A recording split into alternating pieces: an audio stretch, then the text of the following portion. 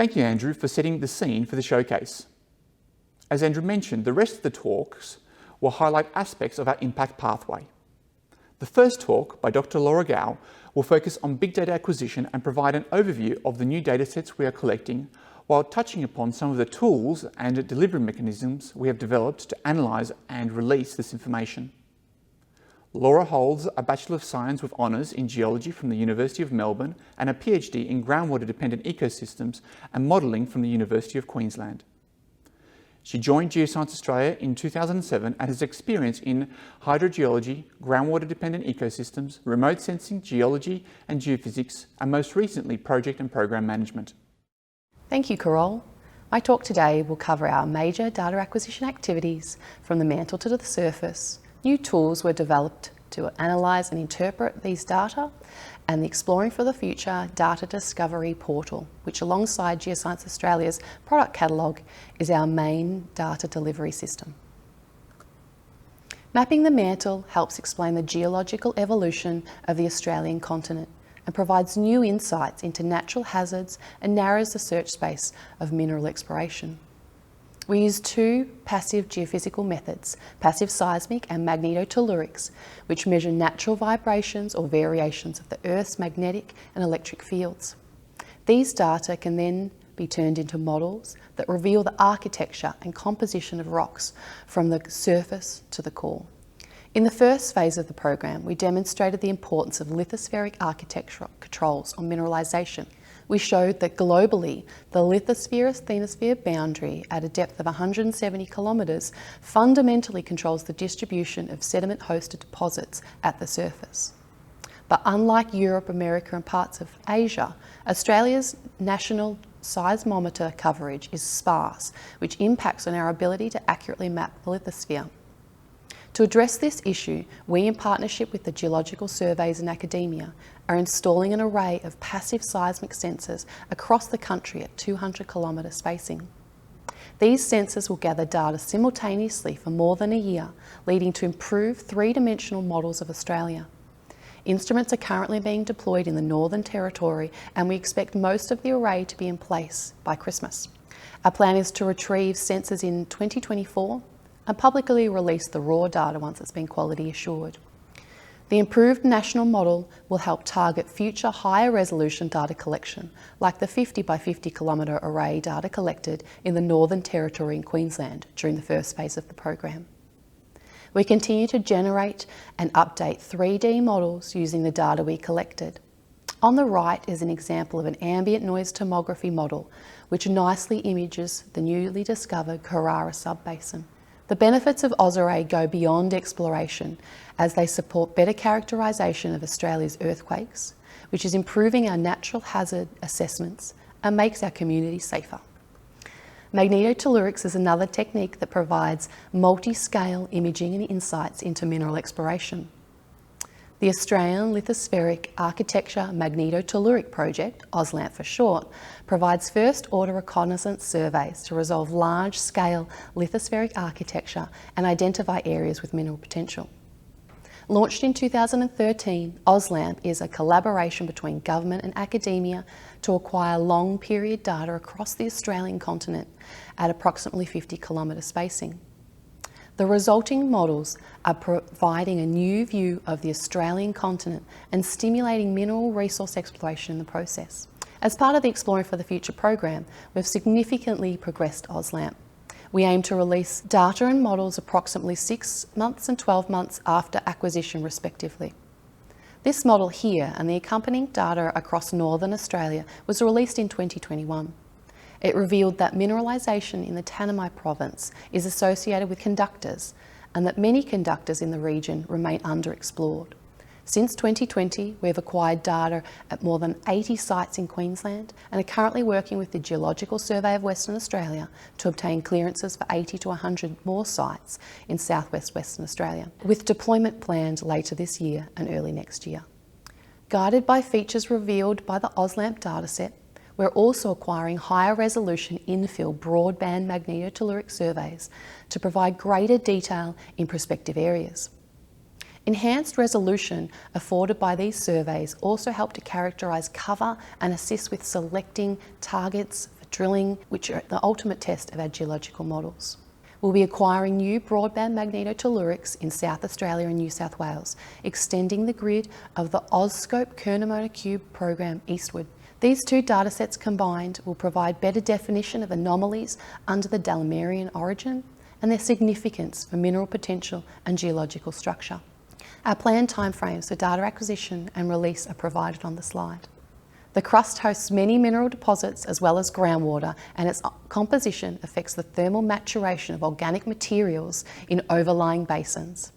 Therefore, the properties of the crust are important for assessment of energy, minerals and groundwater resource potential. The distribution and evolution of sedimentary basins are important because basins can host water, energy and mineral resources or act as the cover, which obscures underlying basins and crystalline rock. Given their importance, Geoscience Australia is working towards systematic characterisation of these units from top to bottom. We characterise the properties of the crust and basins using magnetics, gravity, seismic reflection, airborne electromagnetics and stratigraphic drilling, in addition to passive seismic and magnetotelluric data I've mentioned already. One of the most fundamental datasets for mapping the crust is total magnetic intensity, as it highlights lateral transition between buried rock types. Essentially, we're mapping the interaction between the Earth's magnetic field and the distribution of iron-rich minerals, most importantly magnetite. This is important for mineral exploration and also useful in energy and groundwater studies to map buried paleochannels and estimate the depth to basement.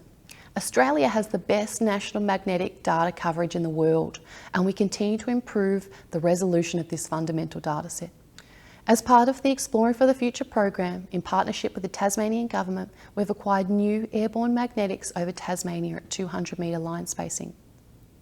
Data from an earlier survey was released in 2021, and we expect to release data from the most recent survey later this month. As illustrated with the inset map, the new data provides significant improvement on the existing sparse and low quality magnetic data coverage, which dates back to the 1960s to 1980s.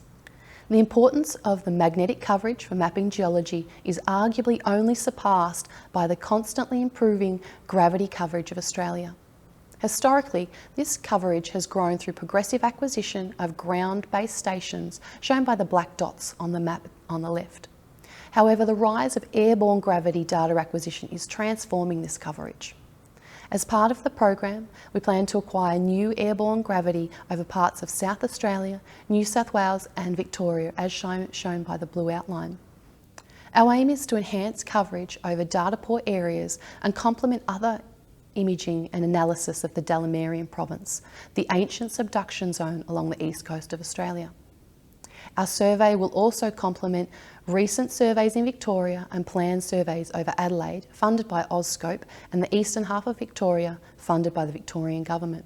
Importantly, this new data will improve the accuracy of the reference height surface, essential for accurate positioning.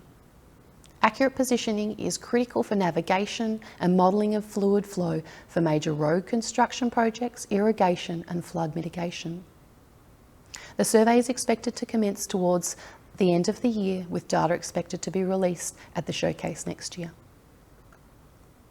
While magnetic and gravity datasets provide excellent lateral constraints on the distribution of rocks, reflection seismic data provides the best method at imaging the subsurface vertically. We use reflection seismic images to map major crustal boundaries, subsurface structures and different stratigraphic units, all of which have implications for fluid movement, be it groundwater, oil or gas, or hydrothermal fluids responsible for mineral deposit formation.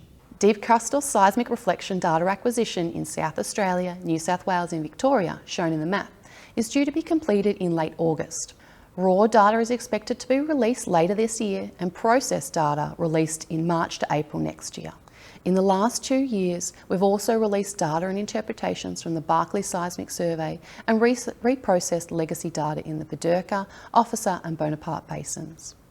Using airborne electromagnetics, we're able to detect variations in subsurface conductivity to a depth of several hundred metres. This information can tell us about the presence of salt, graphite, clays and sulfide minerals, thickness and characteristics of sedimentary and regolith cover, basin structure and groundwater resources.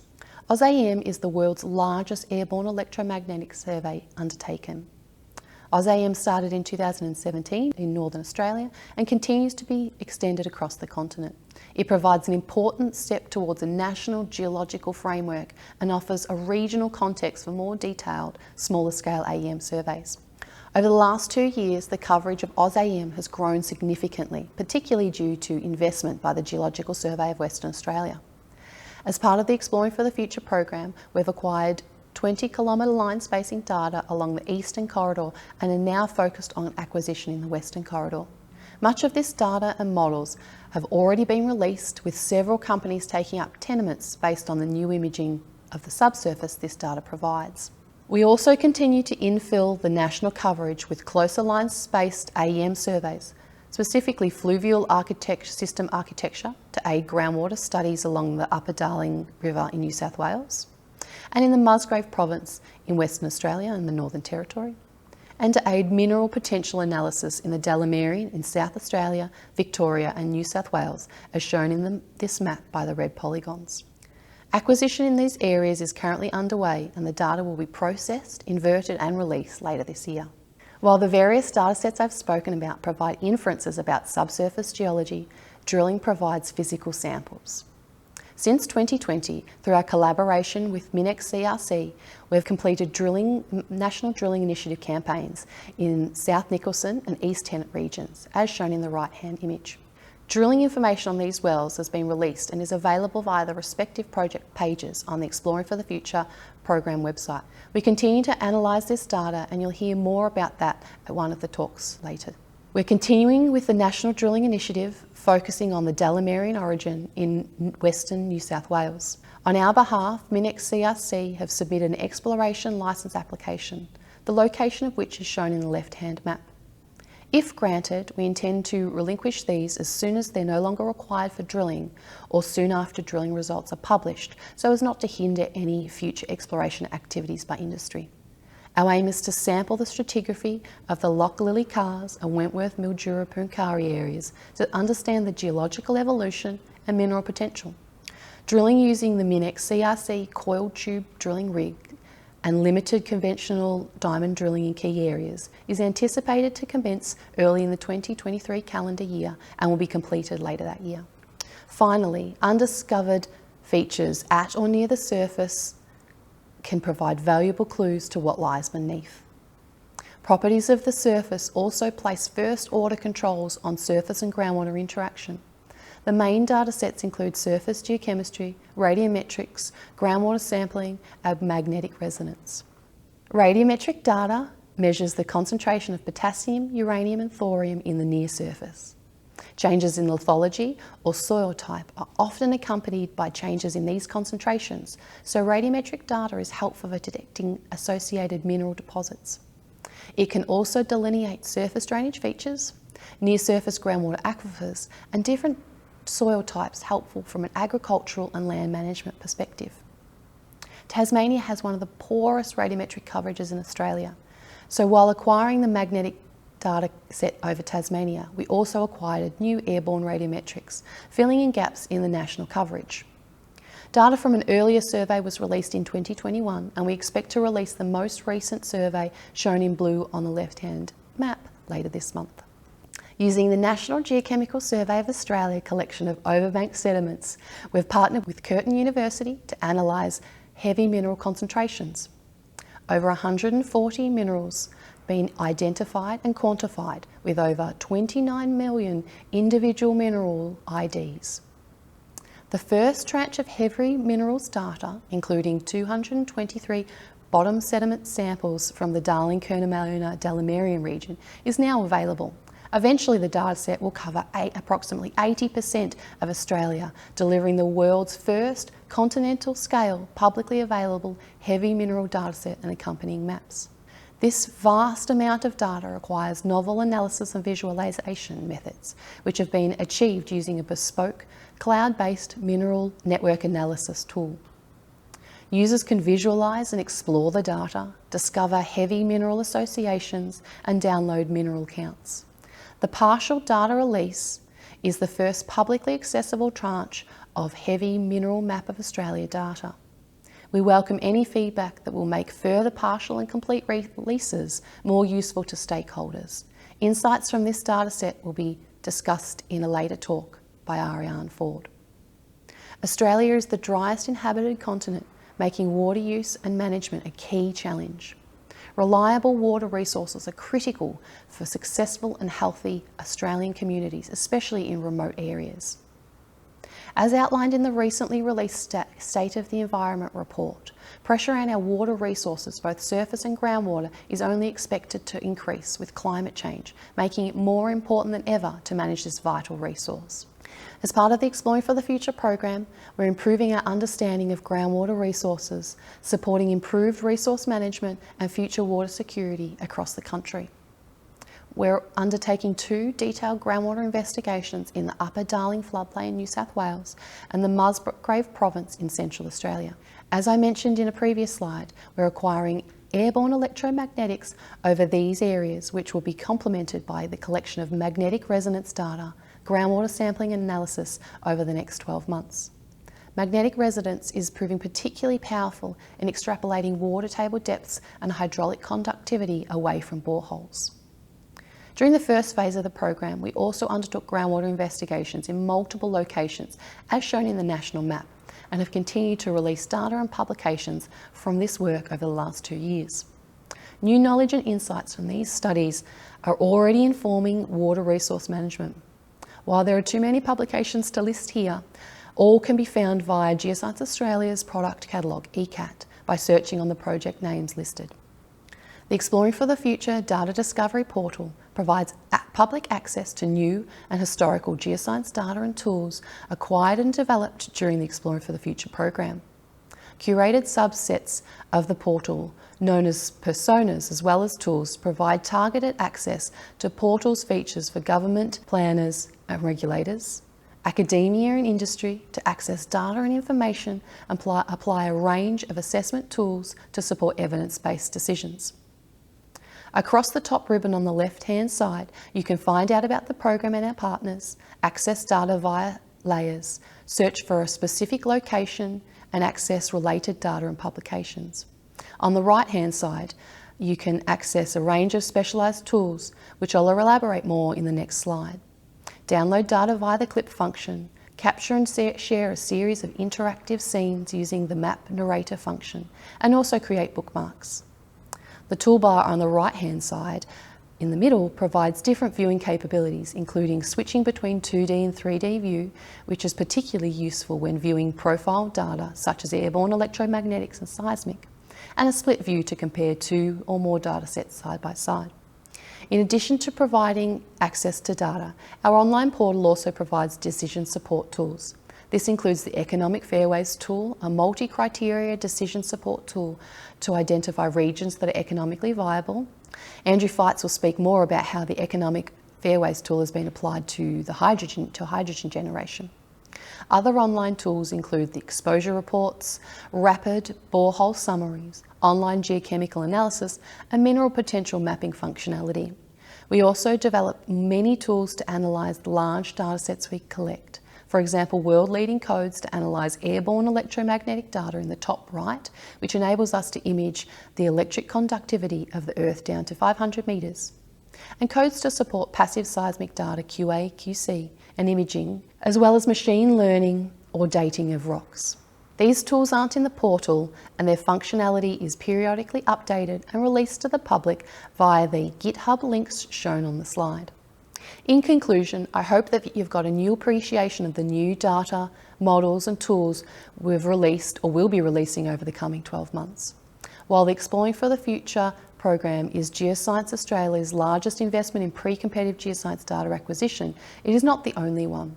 For other data acquisition activities, both onshore and offshore, I encourage you to check out the Geoscience Australia website. A key objective of the program is getting data and information in the hands of those that need it. With that in mind, we continue to release our outputs publicly through Geoscience Australia product catalogue and the Exploring for the Future data discovery portal. You can learn more about the program at the Exploring for the Future program website, which has just been completely redeveloped to improve the user experience. You can also stay in touch by following Geoscience Australia on Twitter, LinkedIn and Facebook, and subscribing to the program's monthly newsletter. Thank you.